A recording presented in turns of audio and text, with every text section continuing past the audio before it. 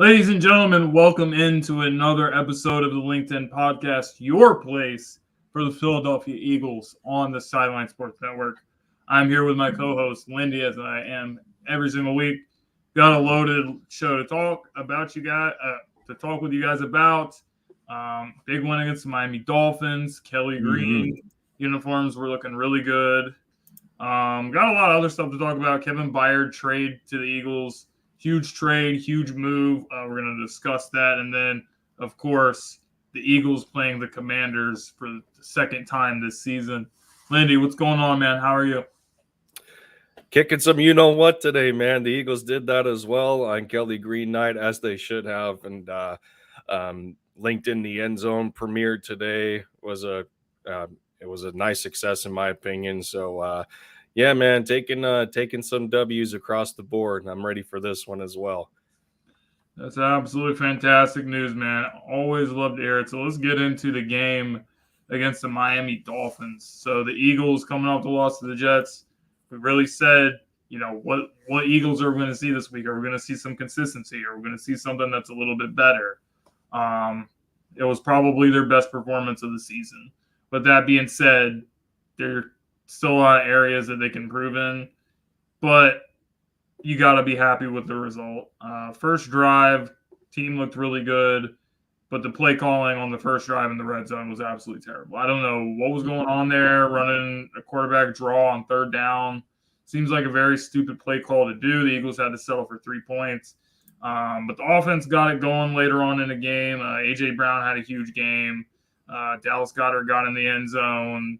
Guys made plays all across the board, and defensively, you got to say that this defense is for real, absolutely for real. What we expected was Tyreek to come out and pretty much do what he always does, but they pretty much held him in check. He got a few catches, got some short yards, but it wasn't anything crazy. He didn't really burn the Eagles like people expected to see. They held him in check. They held Tua in check. And the defense really, for all intents and purposes, they only really gave up 7 points. Got the 3 points off the fumble by Jalen Hurts and then got a pick six. So 10 of their 17 points came off of 2 turnovers by the Eagles offense. They're pretty much layups at that point. But, you got to be happy with the performance. Hopefully they can continue the momentum going forward. There is a tough stretch of games coming up later on in the season. You got the Commanders this week, Dallas, got the Kansas City Chiefs coming up, got the Buffalo Bills coming up, got the 49ers. Got a lot of good teams that you got to play. So we're going to see really what the team is made of. But we know when this team is at their best, what they're capable of, what they can do. And that's what we saw on Sunday night. Yeah, we certainly did. I think, in my opinion, this was one of the Eagles' more complete games that they have played. If you take the turnovers out of it, and that's a subject for another discussion, because there's still some people being sensitive about the amount of interceptions Hurts has through 7 weeks, and the fumbles and everything, and this was one thing that Joey and I talked about on Linc'd in the end zone, is that there's a lot of things right now that are connected together. And, I think it has to do with this knee issue that Jalen's dealing with, that, there may be more to it that they're leading on to. And just to not draw a lot of fear, they're keeping it on the, they might be keeping it on the low side. I have no idea, but for who Hurts is as a leader, and you're going to believe him when he says that he's fine. And it's like you have to put it into the coach's hands to understand where he is in terms of his health, and just do a better job of protecting your quarterback in terms of the offensive game plan. And the Eagles haven't really been able to do a good job about that. So I brought this up to Joey earlier on the show earlier. So I'll bring the same thing up to you. And I'm just completely confused on the fact of how the Eagles are utilizing their running backs so far this season. And to me, the whole definition of running back by committee, it's not fitting very well. We're seeing mostly DeAndre Swift and then a little bit of a sprinkle with Kenny Gainwell, and Kenny just hasn't been able to get it together.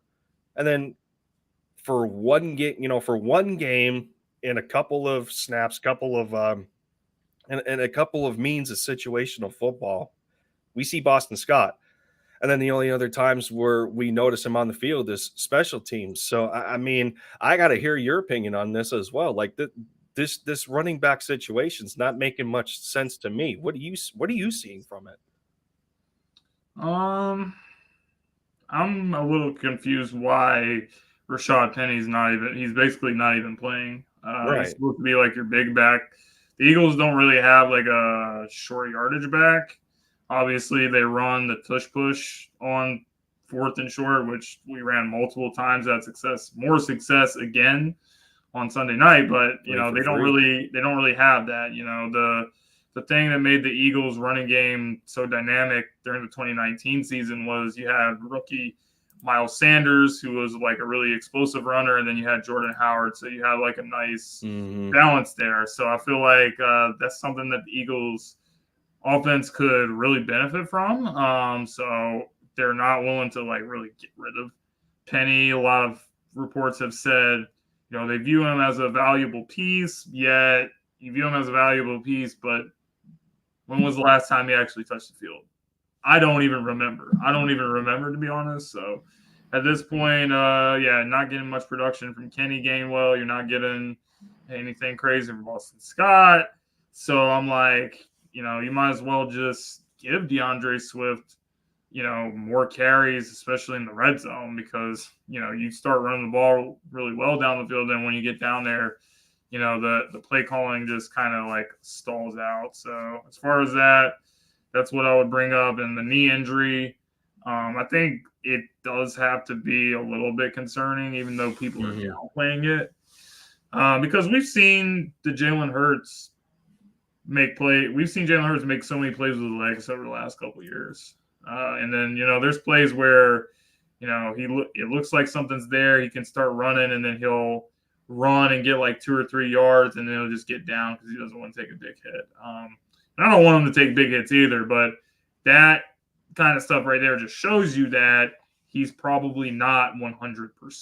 And for the offense to really get going, Jalen Hurts has to be dynamic with his feet, because I think that also has something to do with some of the turnovers, some of the ill-advised throws being rushed.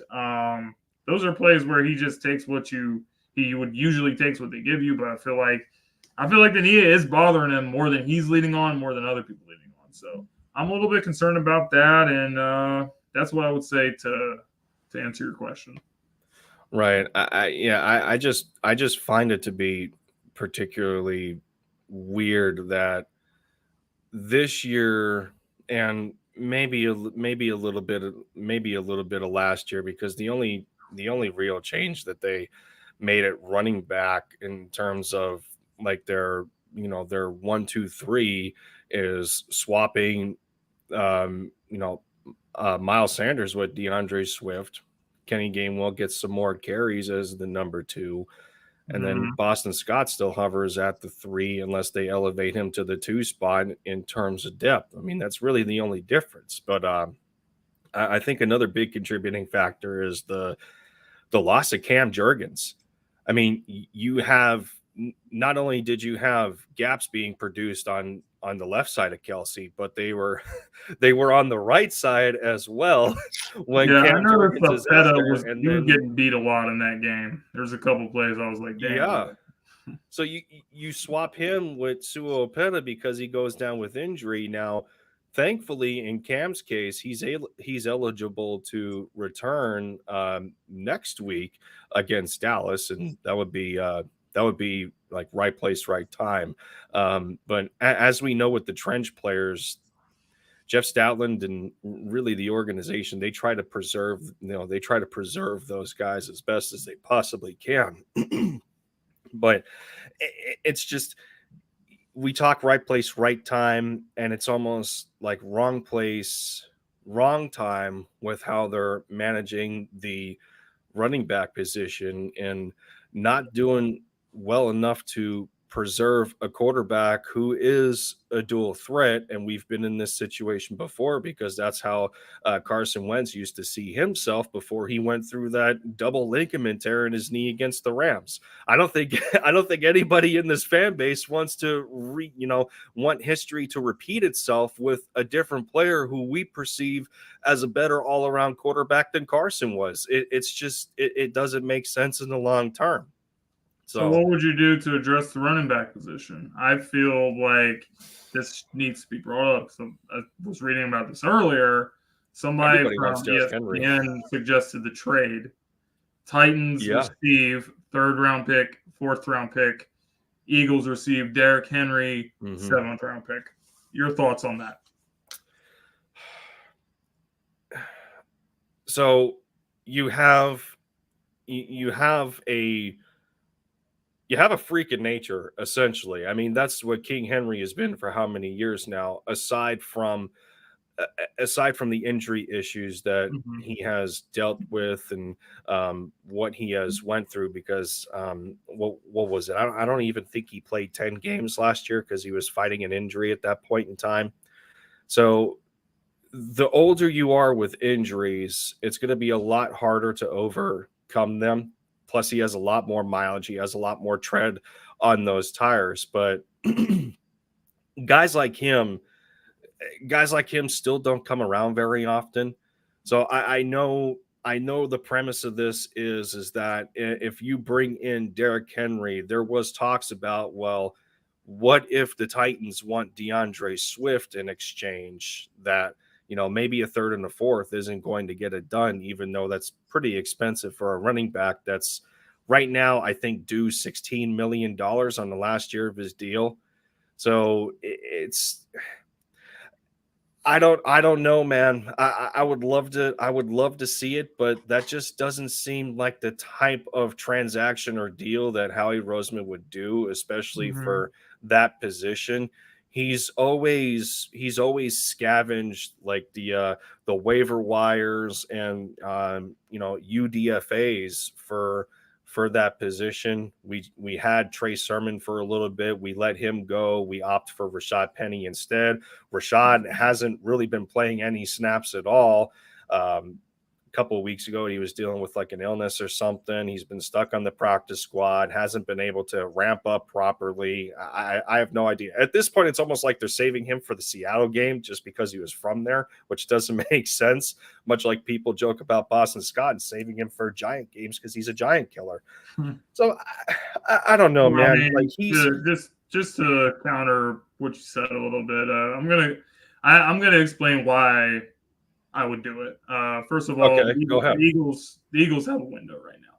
And you've seen a lot of teams have windows and then the window passes them by. So I don't think the Eagles are going to – I would not be surprised if they make another move. It may not be for Derrick Henry, but I think that, it's possible that another transaction is going to happen before the trade deadline. Second of all, I don't think anything about, cap hits and stuff like that. I don't think any of that matters. When you're a team like this and you're trying to win right now, you don't care about that. You're like, you know what? Like, what player are we going to draft in the 3rd round that can be more impactful than Derrick Henry when you're trying to go on a Super Bowl run? Yeah, that's fair. The answer to that question, which is a rhetorical question, is there's not a lot of players that are going to provide that for you. And even if you want to say the Eagles don't really need him, as great as DeAndre Swift has played, no, like theoretically, they don't really need Derrick Henry. But theoretically, the Golden State Warriors didn't need Kevin Durant. They added him and they became unbeatable. Yeah, so just piling on talent. It's kind of the same premise here. Like, even if you're a great team and you have a lot of great players, when you're trying to win a championship, then that doesn't really matter. If you have opportunities to add more great players to the great players you already have, then that's something you should do. So that's why, when it comes to Derrick Henry, if that's the trade offer and that's on the table, then I would do it. And if Titans don't want to do it, then that's fine. But I would shoot my shot and see what happens.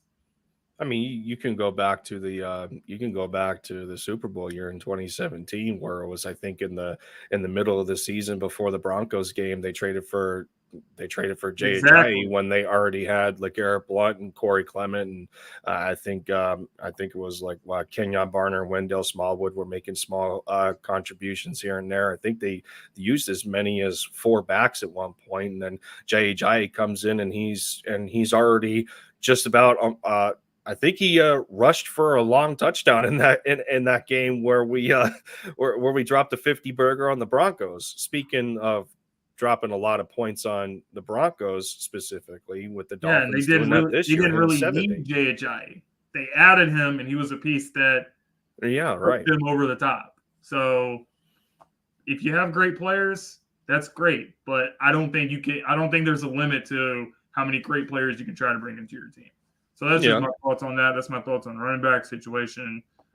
Great stuff, but yeah, good one for the Eagles. So let's talk about our man AJ Brown. AJ Brown is unbelievable this season.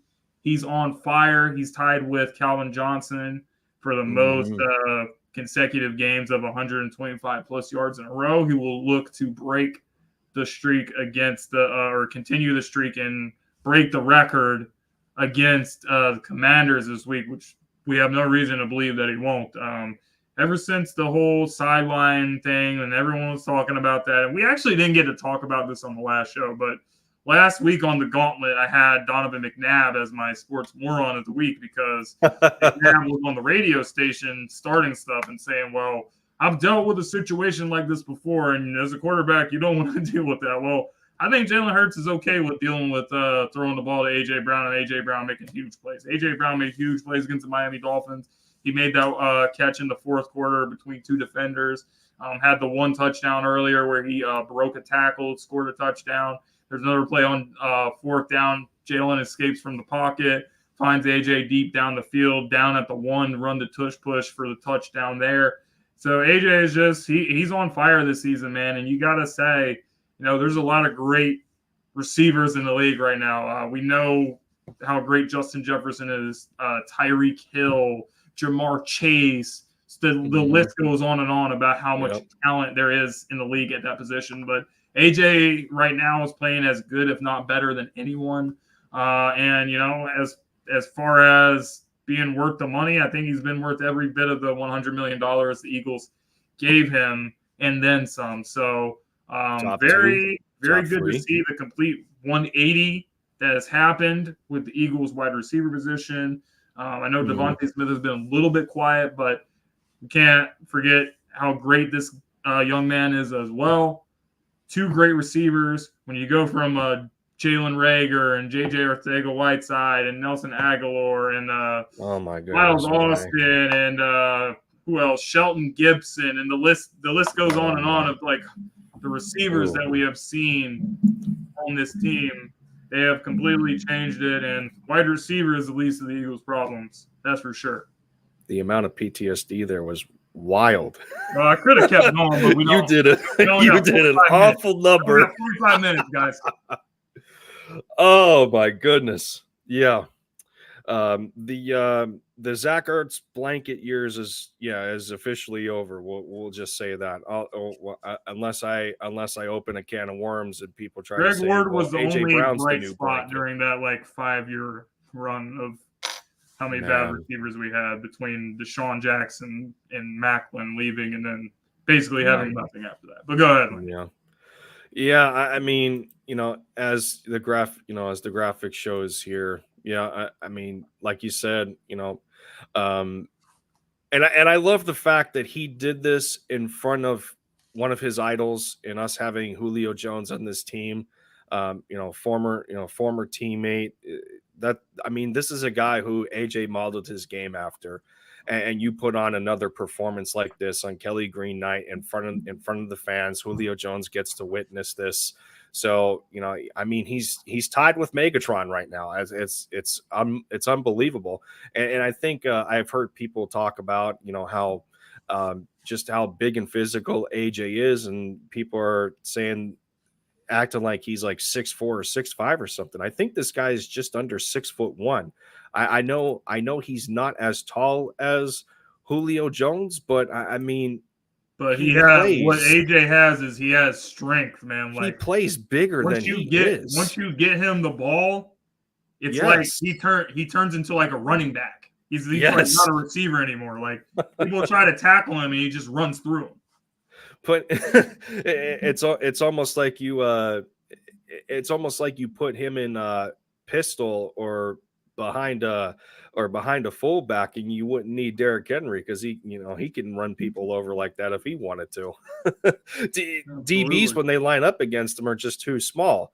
But I digress. Yeah, it's just we've gotten hungry for this kind of talent for a long time, and I also don't want to take this as a discredit to the years that we've had Alshon Jeffrey as well, especially during the Super Bowl and a little bit of 2018, because he, to a degree, he was that guy too, but he fizzled out way too quick.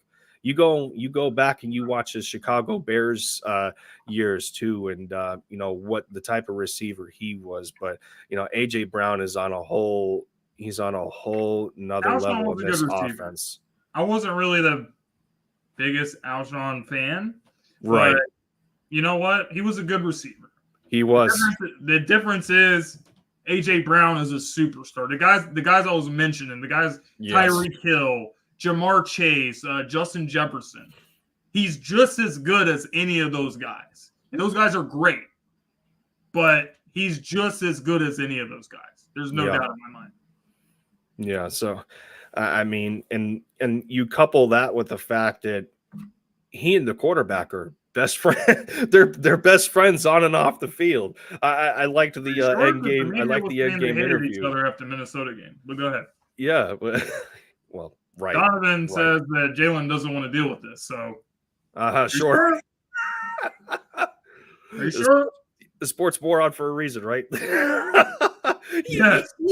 He always butts his. I think he's jealous. He's jealous. Butts his nose at the wrong times. That's some level. Yeah. The difference is Jalen. Let me explain what the difference between Jalen and Donovan McNabb. There we go. In the TO situation. So I'll keep it as short as I can. But the situation with TO and McNabb, and I'm not totally absolving TO. TO has to be a little more professional in the way he handles that.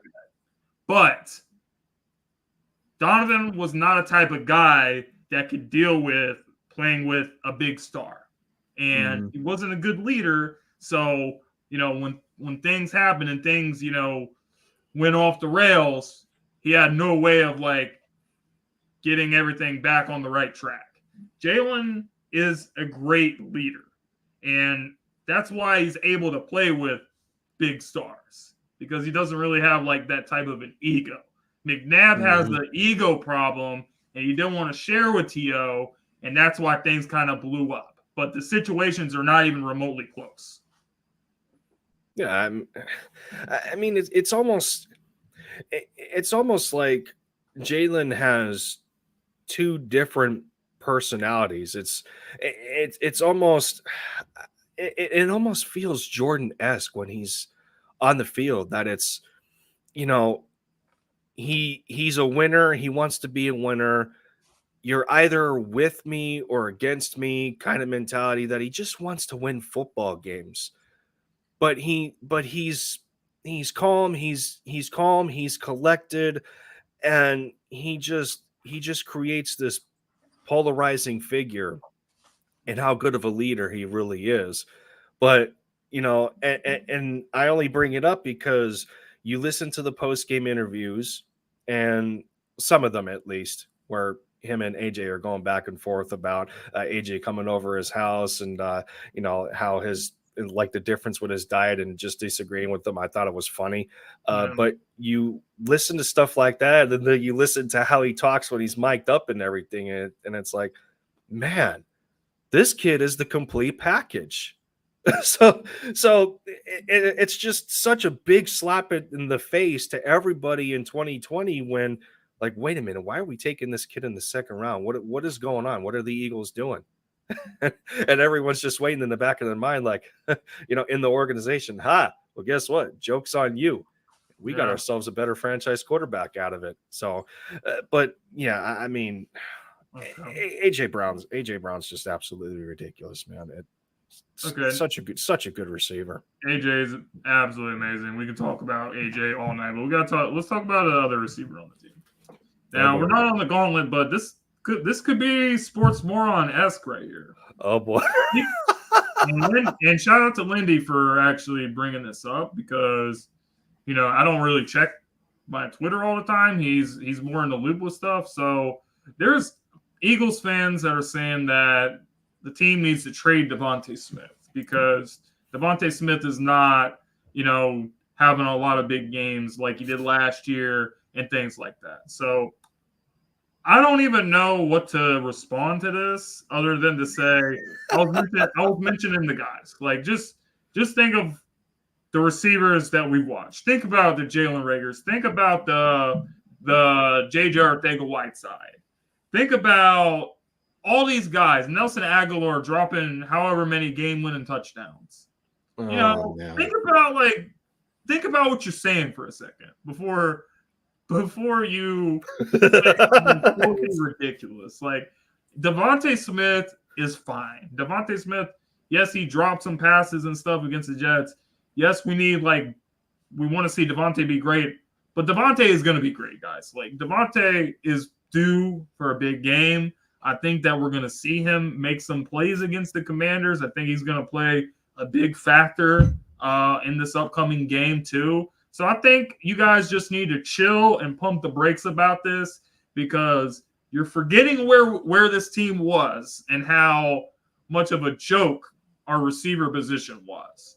And then DeVonta came in as a rookie, had a good rookie season, had a really good season last year, led the team in receptions. You got to pump the brakes. DeVonta is fine.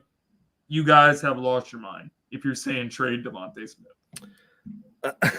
I mean, pretty much. And I don't know if it's going to correlate into the fact that, we already have one receiver paid for how much money, and they're probably thinking in the back of the mind, well, how are you going to pay DeVonta Smith when he's off his rookie contract and blah, blah, blah, blah, blah. Well, you cross that bridge when you get there, for one. And two, shout out to Joey Shakes for this, because, he found just as much confused humor in it as I did on Twitter. So I had to tweet this, and how people are like, really, you're really saying this?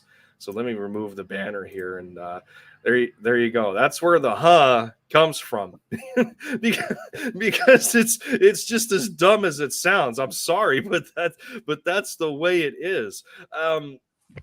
I don't know if I could be really elementary with this from an offensive standpoint.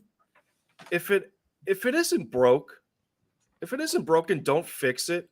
If defenses aren't going to adjust to what you're doing offensively and not bother to try and take AJ Brown out of the game, then keep feeding him the ball.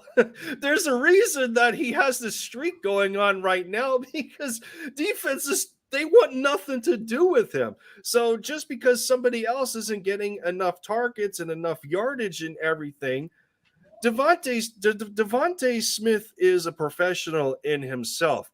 It's a part of elementary football. He understands, he understands that, in those situations, and a lot of times we've seen AJ Brown matched up on one of the weaker corners in the secondary when we're playing these teams, most notably what we've seen against the Dolphins, where Xavier Howard didn't play and Jalen Ramsey wasn't ready after his meniscus tear. So they're down to some of their weaker core in the secondary with their cornerbacks, although they played they played okay. I mean, Eli Apple got pumped up after the incompletion of the one where he was a little bit early and he could have been flagged for DPI, and Hurts didn't give AJ a very good ball, but I digress. I mean, it's like I said, if it isn't broken, don't fix it. I think Smith understands that he's going to get his touches. If he's going to come into a game where by any kind of grace or benefit to the defense that they take AJ Brown out of the game and start giving him more double teams or getting physical with him at the line of scrimmage and try and throw him off, Smitty is arguably, if not the best route runner on this football team, and he's going to route you up all day. He gets open. But the problem is, as of late, he hasn't been able to hold on to the football. And, by all accounts, he knows what he's doing wrong, and he's admitted to that and everything. And he says, I think it was in the Jets game where he said, I just flat out effing dropped it. So it happens. Players have their bad games, but you have to take it by a week-to-week basis. And we seen the exact same thing last year. And we seen this with the lack of utilization for Dallas Goedert. He starts getting the ball and he's making big plays. The tight end screen was beautifully executed, and they didn't have an answer for Goddard either. So it's just continuing to try and build a consistency on the field where you just have a balanced trust across the board with your playmakers to make plays when the ball comes their way. I mean, AJ and Dallas have been doing it a little bit better than DeVonta Smith right now. It's the way it is. Doesn't mean that he has to be traded or ask for a trade. He's still a core foundational part of this offense. I mean, just stop with that nonsense.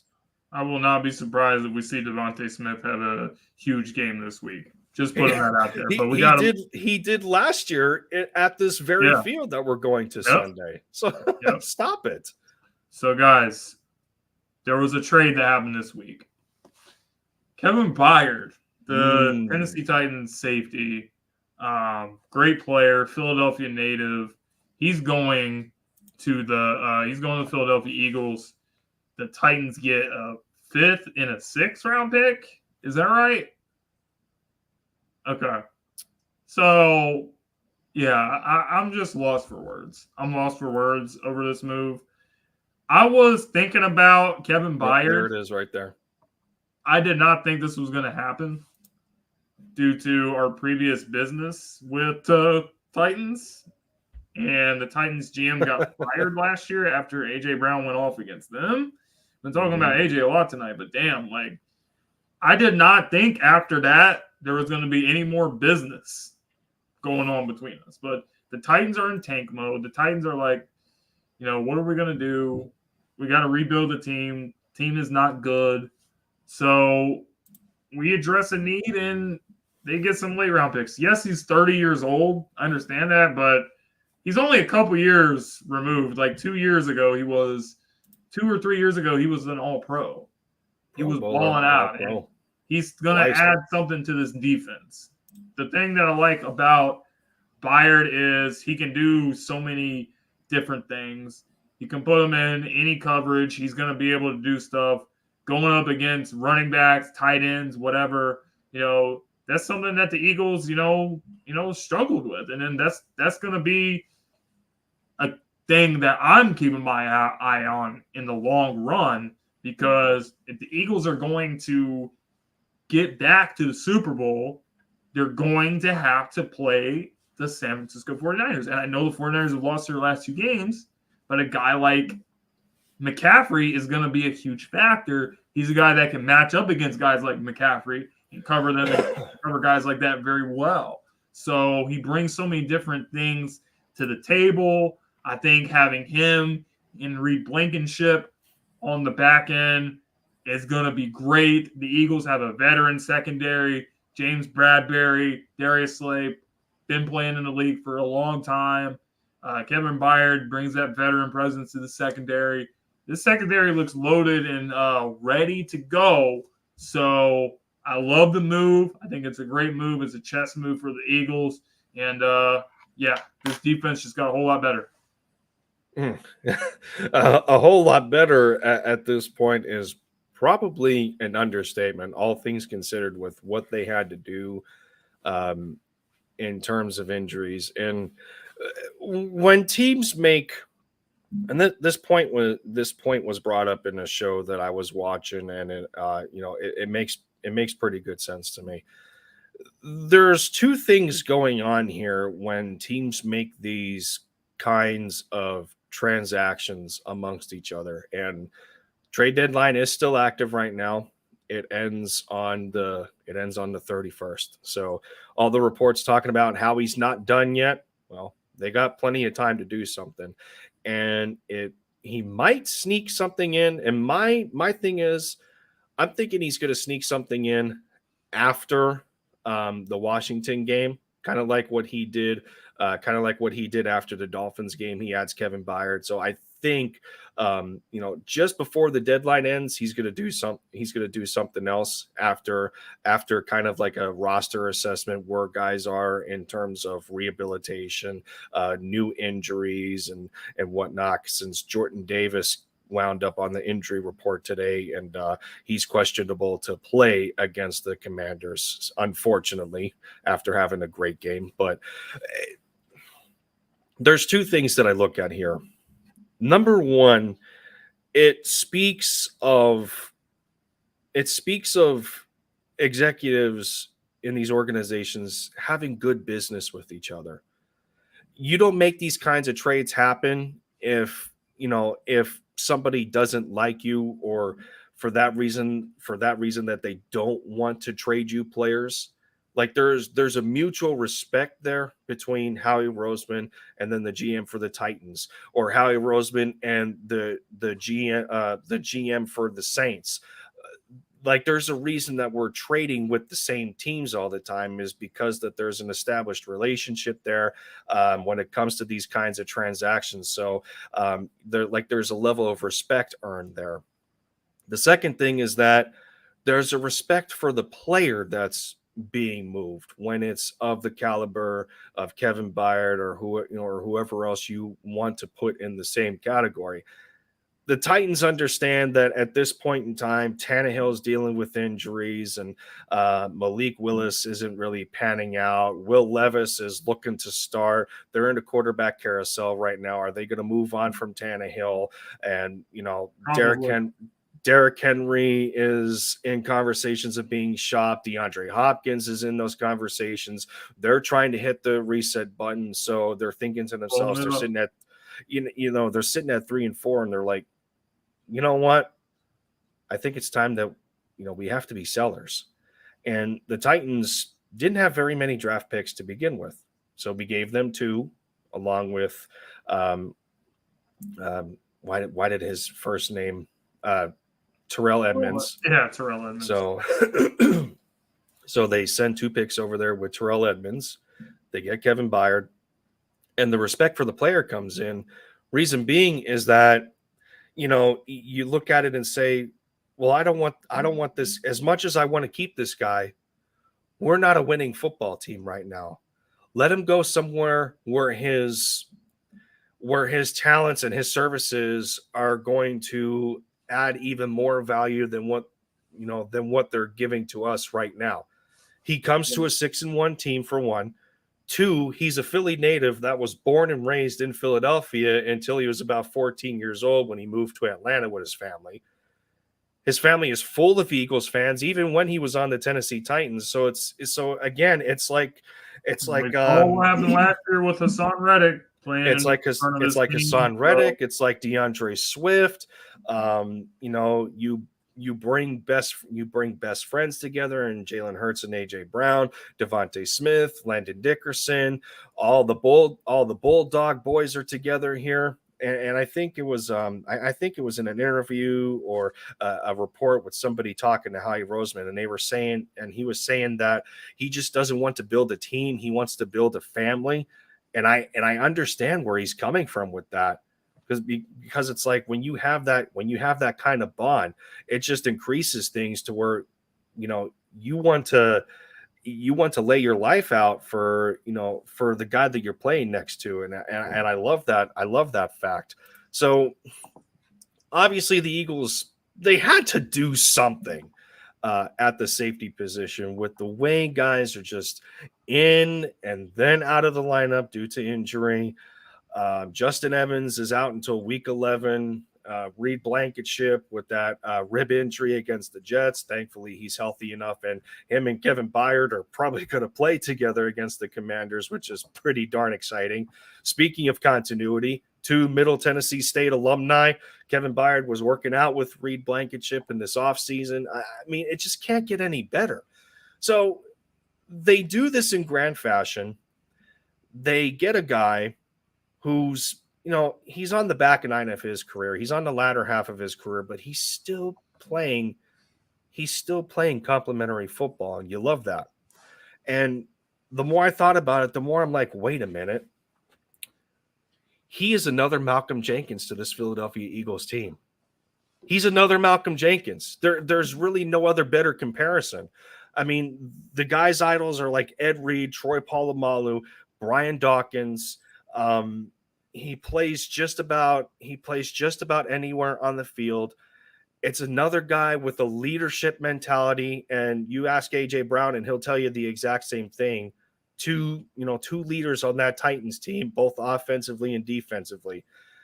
And again, with his ability to be able to play anywhere, free safety, strong safety, in the box, up at the line of scrimmage, covering tight ends, covering receivers. He can do a little bit of everything. You know what that does for Sean Desai? To open up just another wrinkle in his playbook, to be able to disguise things or, stunt in a different way. You can't be nothing but excited about this. And I think the best part is that the Titans worked with us just as much as we worked with them in terms of this trade to begin with. He had a $14 million cap hit that the Titans were willing to take $7 million of that and cut it in half. That's great. So I think everybody wins across the board, in my opinion. So there's really not much more you can say about it. And everybody on the Eagles, Darius Slay talking about it, the respect that these two have for each other. Kevin Byard is so excited he gets to come home and play for his hometown team. We are spoiled. We have been absolutely spoiled the last couple of years. Yep, definitely a great absolutely move. Spoiled. It's unbelievable. We got to get moving on, though. So coming up to the end of the show here, Eagles Commanders preview. The last game ended in a very stressful overtime win by the Philadelphia Eagles, but they pulled it out. What's going to happen in round 2? The Commanders usually play well against the Eagles. Will they do it again? I'm going to keep this short and sweet. I don't think so. I don't think it's going to be the same kind of game that we had last time.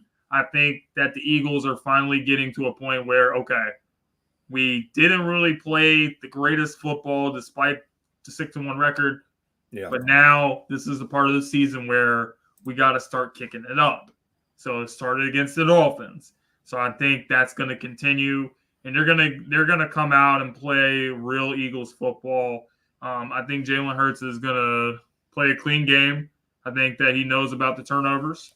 I think the turnovers are gonna be eliminated, and I think they're gonna adjust to what happened the last time, and they're gonna be ready for what the Commanders are gonna try to do, and they're gonna handle business. I think the Eagles are gonna get a convincing win once again, just like that, a convincing win against Miami. Going to continue this week.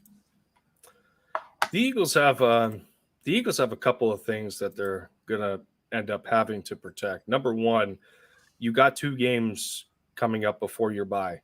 You're going to want to win both of those to go into your bye on a strong note, get healthy, get ready to play Kansas City week 11, because your last 2 remaining games are against teams in your division, which we go to Washington to play the Commanders, and I think the Cowboys pay a visit to the Link. They do. So for the first matchup. So you have that. And then this other little nugget that I wanted to bring up for what we did. Jalen Hurts has now won 11 straight games against teams with a record above 500. How many of you knew that? For all the talk about him with his turnovers and everything, 11 straight against teams above 500. And people wanted to talk about last year that, oh, we're taking advantage of crappy teams and everything and all that. That doesn't matter. You play who's in front of you with your schedule. Jalen Hurts is currently tied for the third longest streak with Bob Greasy, behind just Vinny Testaverde and Peyton Manning with 12. So if the Eagles win this game, he's going to be in a three-way tie for the longest streak. And that record has been kept track of since 1950. Winners win. And the only thing Hurts needs to do for that repertoire to add to it is a Lombardi trophy, which he came pretty darn close the very first time. And as of right now, the Eagles are on, they're on another aspiring trip to get back to the Super Bowl, which is going to be played in Vegas this time, hopefully on a better field, cough, cough. But we got to get there first. But like I said, I would love for his streak to continue here. I would love for them to win out entering into the bye. The rest of your remaining schedule is going to get tough. San Francisco's in there. Dallas before the bye, Kansas City, Buffalo, who just got a win against Tampa Bay. Josh Allen bouncing back a little bit. But yeah, Washington, we downplayed Washington a little bit, I believe, in the first matchup. We downplayed them a little bit. But right now, they're kind of in a spiral. Chase Young and Montez Sweat are possibly on the trade block. Jonathan Allen, his morale is going deeply down. I think he threw a bunch of F-bombs. Something else, man. So I mean, that's not a good sign to see when you're dealing with a first year or a second year quarterback in his first year starting. Those aren't good signs, and it's especially not a good sign when you're Ron Rivera either. So being that as it may, the Eagles need to take advantage of a team that's in a downward spiral. So you already can imagine when we go to Maryland, Landover, Maryland, there's going to be a bunch of Eagles fans that are going to travel for this game. We're going to out loud all the Commanders fans. They're going to have really nothing to cheer for, and the Eagles need to squash this bug. They're going to be facing a quarterback that's on pace to be sacked 97 times, 40 sacks. That's unbelievable. So defense. So yeah, let's wrap up with some score predictions. Lindy, final score for this game Sunday. Bare minimum, it's going to be two. Bare minimum, Eagles are going to win by 2 scores. They have to. I mean, you can't play around. You can't play around. Yes, it's a divisional game. It's any given Sunday. Divisional game. They're always weird. They're always weird. They can always be downplayed. But it's weird to me. The Eagles always seem to play Washington better at their place than we do when they're in the Link. I don't know. That's kind of my observation. So yeah, man. I just have them winning at a bare minimum of 14 plus. I don't think this one's going to be close. Okay, I'm going to go 31-13 Eagles. I think it's going to be a big day for the defense. I think they're sounds about right. Yeah. I think they're going to cause a couple turnovers on Sam Howell. Offense is going to handle business. Like I said, Jalen Hurts looking to clean up those turnovers. I think he does, and the Eagles get a convincing win. So that is all we have time for you guys tonight. Lindy, do you have anything that you want to add before we get out of here? Yeah, the last thing people are concerned about, Jordan Davis being questionable. I don't think they'll necessarily miss him so long as you got Milton Williams coming back healthy. Jalen Carter is healthy, so you get him in a nice rotation with Fletcher Cox and company. They might not miss Jordan Davis clogging up the lanes and him already being a better pass rusher to begin with. I got to give it to him. Everyone was questioning Jordan Davis in year one and how he was going to evolve as a D tackle, and he's been doing an awesome job with that. Credit to him. Credit to Tracy Rocker on the side. But yeah, I wouldn't sweat that, y'all. And plus, our secondary is going to look a lot healthier. You're going to see Kevin Byard back there. You're going to see Reed Blankenship back there. And I think it's going to open more opportunities for Cindy Brown to get a lot more physical. So we got an exciting game to watch, definitely. Absolutely, guys. So that is all we have time for tonight. Coming up next is the Gauntlet. Make sure you guys tune into that. We're going to talk about some more NFL stuff with you guys over there. And we will see you back here next Friday. Yes, sir. To talk more Eagles on the LinkedIn podcast. Till next time, everyone.